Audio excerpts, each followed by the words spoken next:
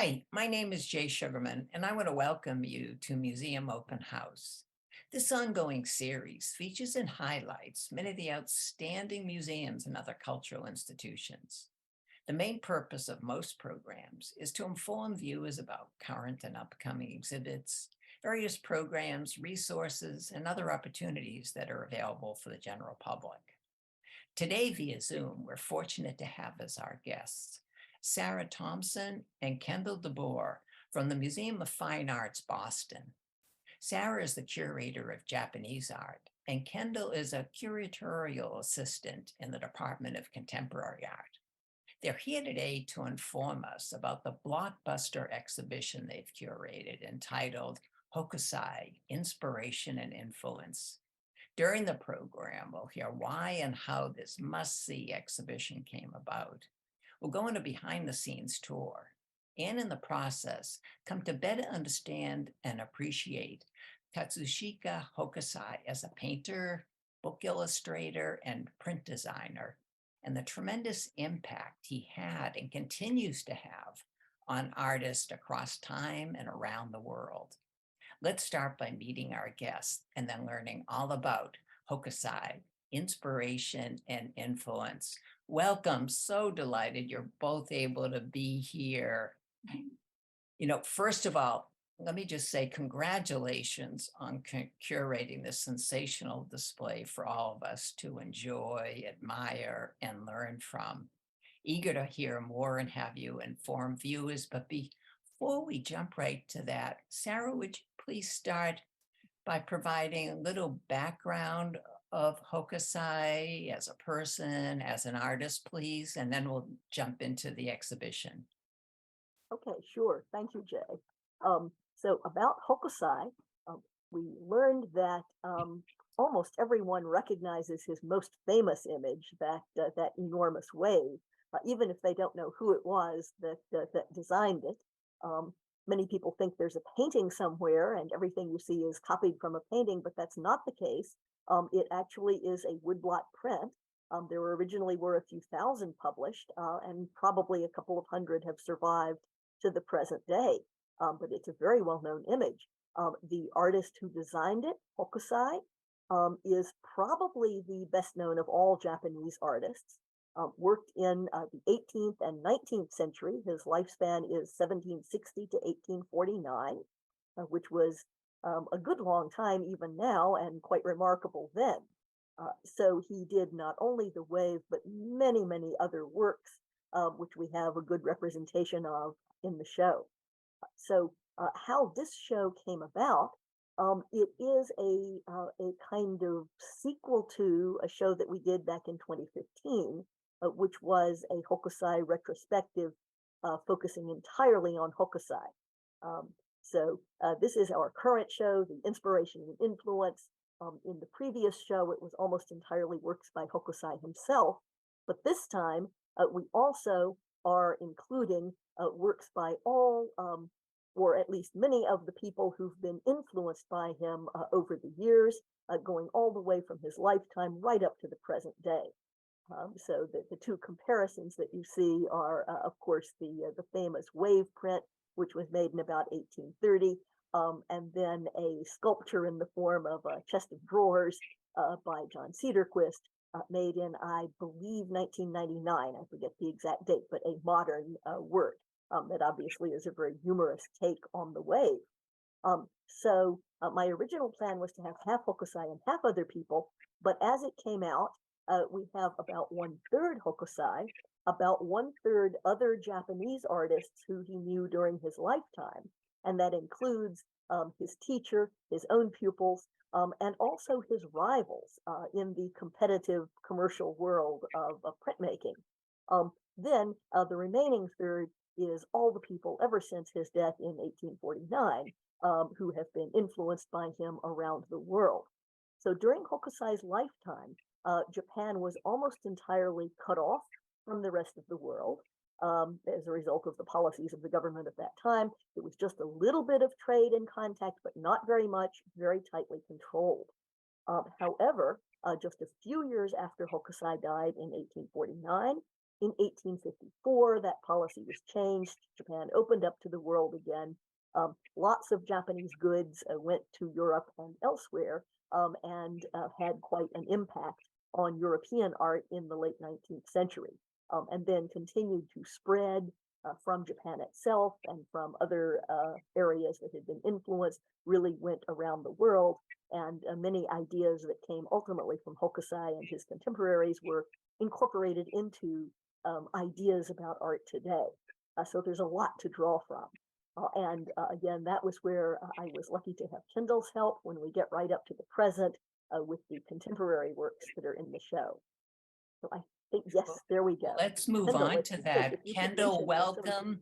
Hi. Would you please share a little bit about the extension from the early history to contemporary art and what we can look forward to, please? Absolutely. So one of the things that's so fascinating and exciting about Hokusai is he's just had such a immense impact on visual culture pretty much ever since he became famous during his lifetime. So this show really pays attention to that aspect and shows many different facets of that. My role in the show was looking at art mostly post 1950, many of which were loaned from other institutions. But as you move through the show, there are different thematic groupings. It starts out kind of chronologically until the midway point when it starts becoming more thematic.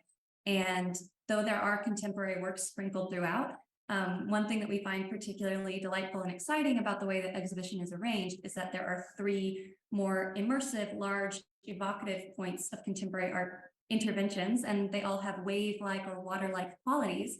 So one of the very first moments of contemporary you will see as soon as you walk through the door, and that is this room, which features three contemporary works of art, two of which are pictured.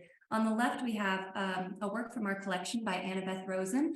It's a large ceramic that has these sort of biomorphic undulating forms that are bundled together with wire on top of a large metal armature. And this work is called Wave. When she was making these works, and this is in 2012, she was thinking of like kind of lounging odalisque forms, but she was also thinking of power and immensity of nature, which is both beautiful, but also strong and potentially destructive. And so she's really captured that sort of evocative feeling that is in Hokusai's Wave in a more three-dimensional ceramic version.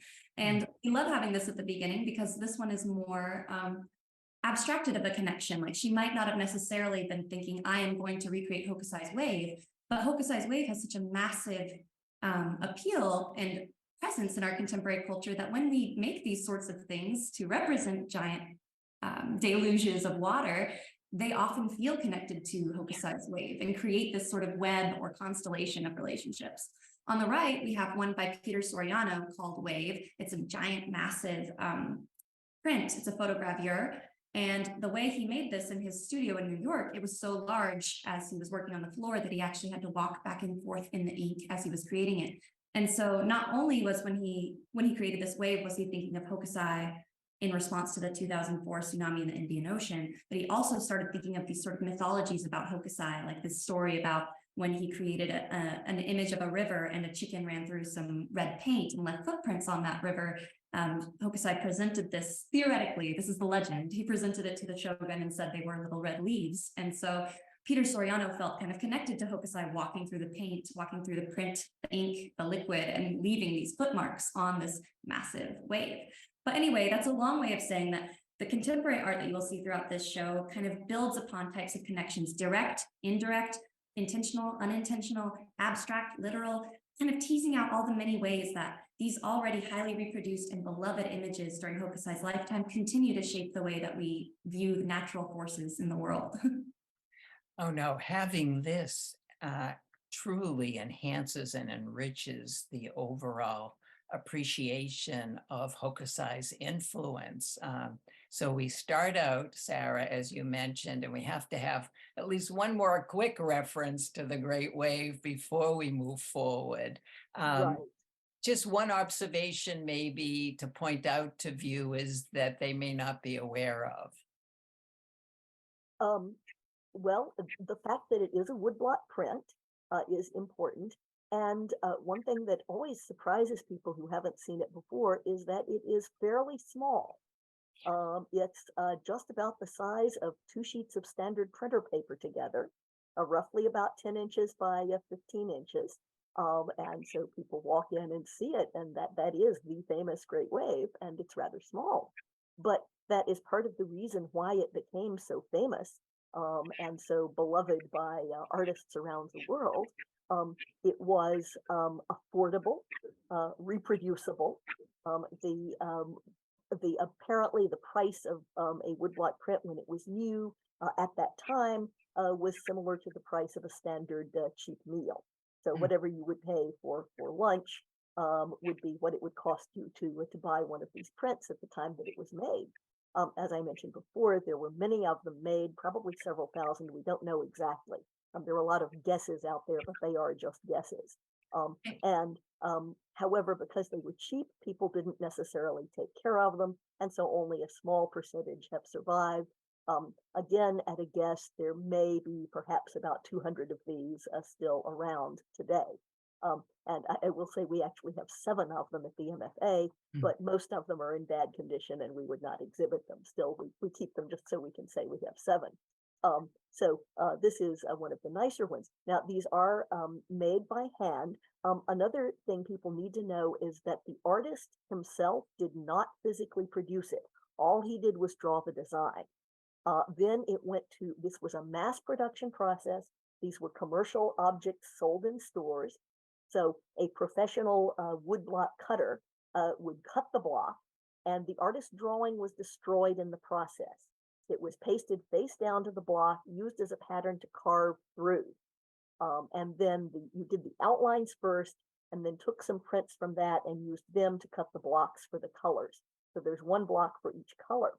It goes to a printer who then inks the blocks, puts the paper face down on them, rubs the back. It's all by hand. There's no printing press. And then goes through that process for every color. And the person who controls it all is the publisher. As the artist is not in control. The artist is doing work for hire, just like the block cutter and the printer.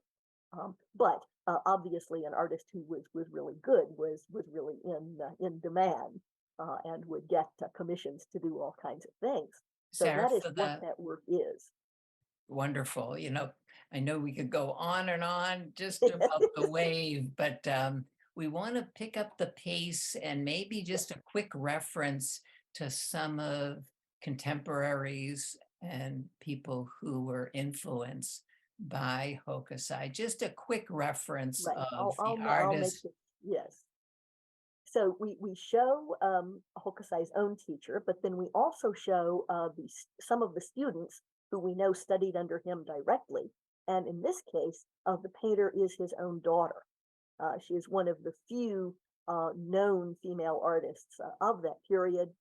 There were a few women artists, but not very many. They were usually related to male artists, in this case, his daughter. But she obviously is an extremely good painter, similar in style to her father, but not quite the same. So I think there's ongoing research on her. Okay, and moving on, what do we have Yeah, here? this is a fun one. This is an example of one of his commercial rivals. And this is an artist named Kuniyoshi. Kuniyoshi was famous for what are known as warrior prints, which we feature in the last section of the show. Heroes fighting each other or fighting monsters. So this is a very exciting scene. It's made of 3 sheets of paper, so it's fairly large. But the ship has been wrecked by a sea monster, and the hero is being rescued by flying birdmen, who are actually ghosts. So it's a very thrilling scene. It's one of Kuniyoshi's most famous designs, but it is closely based on book illustrations by Hokusai. Mhm. So even though at first you think this is a different artist, it's coming from Hokusai's books. The same situation is happening here. This is by the second great landscape artist Hiroshige. And this print was actually made about 10 years after Hokusai's death. So Hiroshige may have meant it as a kind of memorial. Mm. And it also is based on a book illustration by Hokusai, because Hokusai made the series of prints known as 36 Views of Mount Fuji, one of which is the wave. But he had many more ideas, and so he published a book called 100 Views of Mount Fuji, and Mm, this is one of them. You see another wave from the opposite direction, and the clever thing is that the spray seems to be turning into a flock of birds. So here mm, the birds go flying overhead, nice, nice. but Now coming in we have directly from Hokusai. a Ah, yes. different medium here. Yes. Now we're in the US, even in the Boston area. This is John Lafarge, who was very famous for his beautiful stained glass windows, many of which you can see around Boston. And this one was made especially for his son to give as a gift to a friend. It's a carp. This is a very Japanese looking motif. Now, in this case, it's not necessarily copied directly from a print by Hokusai, although we have some examples hanging next to it in the show that are very, very similar, but it's definitely a Japanese motif reworked as in a very un-Japanese medium, which is a stained glass window, and we have several in the show. We're gonna move ahead in time, Yes. Kendall, and touch on some of the other contemporary pieces that we can see. And I know one that draws a lot of attention is this Lego creation here and some other items in this room. Kendall, a Right. few Well, words. this is the wave room, and this is, I think, definitely the most popular room in the show. This is the point where we switch over from historical or chronological survey. We switch over to thematic because we just couldn't resist putting all the things from different periods together. So when you look at the Lego wave, you're actually standing directly in front of a Hokusai's wave, which is on the wall behind you as you look in this direction. And if you step back, you can compare them. And then there is a contemporary print in the background. So that is the Lego wave, which has 50,000 Lego bricks in it and took 400 hours to build. And we actually had fun with the Lego master who visited us from Japan Mm. and gave some talks and demonstrations about how he did it. Kendall, would you So pick up with the print in the background, please? Yes, absolutely. That print in the background is by a German artist named Christiane Baumgartner, and kind of like Peter Soriano, she was thinking about sort of the violence of tsunamis in a major way. But another thing that she's thinking about is mass mediation and reproduction. So because woodblock prints were so easily reproduced, as Sarah mentioned earlier, that's one of the reasons they were able to circulate widely and many different people were able to afford them. I often hear Sarah say if someone could skip one meal a lunch, they could buy the wave. So Christiane Baumgartner often looks at magazines, television, the internet to find photographic sources, which she then alters digitally, blows up to a very large size, and then hand carves woodblock prints, massive monumental woodblock prints to make these. And if you come to the gallery, you'll see up close there these sort of vertical striations parallel up and down, almost like an optical illusion. So there's sort of repetition here that feels similar to other things in the room, like the repetition of the Legos or something else that is mass mediated. And the slide right before, I won't speak for a long time, but you can see many of the other contemporary works right behind the wave in here too. On the left, we have a fashion print by Mian Carpenter. Right next to that is an Andy Warhol drawing of the Great Wave, which is a very exciting thing to discover thanks to the Warhol Museum in Pittsburgh. And then right by the Warhol wave, there is Yoshitomo Nara kind of riff or playful twist or remixing of the wave, where he has tilted the wave clockwise and turned it into this sort of mischievous person, where the crest of the wave has become curls surrounding their face, they're brandishing a knife. It's really exciting and interesting, another way to anthropomorphize or narrativize the natural. But we can move forward if you'd like. The John Cedarquist is also in the wave room. He's in our collection. He's a very beloved woodworker, very well known and popular in the craft world, a master of his trade. He's in the California area and really interested in surfing. So a lot of his kind of iterations. This is not the only time he's riffed on the wave. We have actual 3 pieces of furniture in our collection that feature the wave from Cedarquist. But he's often thinking through the lens of surfer culture as well as sort of mastery of his craft. You know, in addition to these many, many fabulous items, there's video displays to learn from. And then there's this installation, incredible engagement, interaction. Please share what we can see here.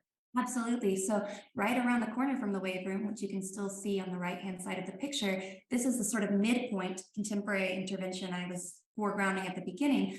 So this is a site-specific work. We invited artist Linda Sorman, who's a contemporary ceramicist, to come on site and take 50 of her pre-existing ceramics and sort of situate them in space to make this site-specific installation. So Linda Sorman is really interested in mining her heritage and her histories. So she's Batak Indonesian, Thai, and Chinese, and all of those elements appear throughout this work. And she's very interested in migration across ocean, migrations across water, landscapes. So we've situated this right between the wave room and the landscape room, which is very fitting for her because she's written before essays called Are You Land or Are You Water? And this work has all these sort of different little found materials. So if you come and see it, you'll see yourself. There are things that you can identify, like a little tiny house that's like a Batak Indonesian house, or a tiger, which is a figure of sort of anti-colonial resistance in Indonesian culture, or the 3 videos. They're footage of her visiting Indonesia, entering a waterfall, and you can hear sounds of water that will influence the way you feel when you look at the wave room or the waterfall wall in the next room. There's also a delightful video, or a really exciting video, of her going through this box of belongings that her parents brought with them from Thailand when they all immigrated. And she's going through pieces and shards that are broken, and there are pieces that are Japanese porcelain and they have Mount Fuji marked on them. So she's thinking of these different ways that all sorts of different types of visual culture of the Asian diaspora can come together through a sort of embodied experience within water, within these infrastructure type buildings. And like the wave, I often think if I was one of those little boats, the massiveness of it would be both beautiful and terrifying. And so when you stand in the middle of this, which you are welcome to stand inside of this, you can feel that sensation of this is immensely beautiful, but also kind of, I don't know, like there's things in it that are challenging or a little bit, I guess, indeterminate, or even a little, not scary because you know you're safe, but you know, like you feel like surrounded by things that are forces of the natural world. Well put, well put. And this is a wonderful installation that greets us, or we can see as we exit the exhibition. A few words, Kendall, about this edition. Yeah, so this is our coda, you know, it's the last hurrah and our third big contemporary intervention. And it again has a water kind of feeling. It's called Blue Surge. So a blue surge could be a massive sort of water-like entity coming out to us. So this is by artist Taiko Chandler. She is Japanese, but lives in Denver right now. She makes monotype prints, which means they're one of one. And there's over 100 prints here. Each of them are these beautiful blue, swirling, undulating, scalloped forms that she then hand cuts out with her X-Acto knife and applies to the wall with T-pins and a mallet. And then it fixes them together with little paper fasteners, almost like a quilt or a blanket. And so she grew up in Nagano, Japan. And when she was little, there is a Hokusai museum right in that same area. So she would go on field trips there all the time, including there is nearby a massive, or not a massive temple, but there's a temple with a massive painting by Hokusai in the ceiling that he did in the last year of his life when he was 89. And it's called Phoenix, glaring in all directions. And Taiko often talks about when she was a little girl, how that really made an impact on her because this Phoenix was swirling and moving and it looked like it was alive and it was beautiful, but again, maybe frightening, a little bit scary. So I often think that you can see that sort of wrenching, swirling, whirling, vortex-like quality in Blue Surge, which is an extremely beautiful thing, but much bigger than us. And it did come from a place where she was working through different emotional hardships. So when you think of all the labor that goes into this and the way she's twisting and wrenching the forms, it's got the same sort of ambiguity of water, something that protects us, but something that can also flood us. Terrific, terrific. Wow. Just as again, the way that both of you have blended the historical aspect to modern day makes it such a powerful experience to go see, and can see why it has been so popular and will continue to be throughout the summer. July 16th, I think it's going to be up and running in Boston area. Sarah, accompanying the exhibition is a terrific book that you've written. A couple of words about this, your intention to enhance the exhibition. Right. The book, as you'll see if you read it, is a little bit different from the exhibition. because since it had to go to press well ahead of time, we were actually still putting the finishing touches on the exhibition at that time. So we made the decision for the book to only to include works of art that actually belong to the MFA. So there's some very fun things, such as the wonderful installation by Linda Sorman or the Tycho Chandler installation that you won't find in this because we only did MFA objects since we didn't have time to get everything in place for the loans. But of course, we do have some wonderful contemporary pieces in the MFA, such as the Annabeth Rosen piece that Kendall talked about at the beginning. And here you see why we included it. And as Kendall mentioned, there are some other things in the show that might or might not have been inspired by Hokusai, but at this point, he's so well known that his art is in everyone's head. It's part of the visual language that present day artists think in. So it's hard to say that there whether there is influence or not, but it's more likely than not that there is. So that is what is in the book. And the book is divided into the different types of people influenced by Hokusai or who interacted with him, his teachers, his students, and his contemporary rivals and his posthumous admirers. So that is the way the book is laid out. So it's more a compliment to the show than a repetition of it. And I know in addition to the exhibition, the book, and other items that are available, there's additional programming that the general public can take advantage of. Just a very quick word in the minute or so that we have left about that type of opportunity, the different programming. Well, there is a Japanese film series. There will be a lecture series. And various events. I can't even remember myself all the things that are planned. So please check the MFA website to see what's coming up. Yep, will do. And shall we mention where it's going next?